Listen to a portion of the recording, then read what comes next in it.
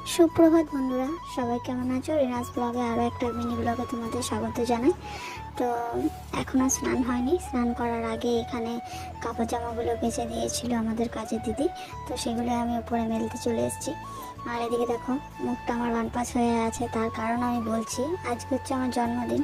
তো জন্মদিনের দিনেও দেখো নিজেকেই রান্না করতে হচ্ছে, এটাই আমার খুব ভীষণ রাগ হয়েছিল। তো যাই হোক, রান্না করছিলাম, এদিকেও বাবা কিছু একটা করছিল। আর সন্ধ্যার দিকে দেখো মনটা একটু গার্ডেন গার্ডেন হয়ে গেছে। তার কারণ হচ্ছে সন্ধ্যাবেলায় জামাই বসছিল, আর দেখো কত কি এনেছে। এদিকে দেখো ফল টল এনেছে, এগুলো বোনপোর জন্য এনেছে ফলগুলো। আর বাকি যেগুলো এনেছে সেগুলো আমাদের সবার জন্য। এদিকে দেখো চাউমিন এনেছে, এইটাতেও চাউমিন আছে,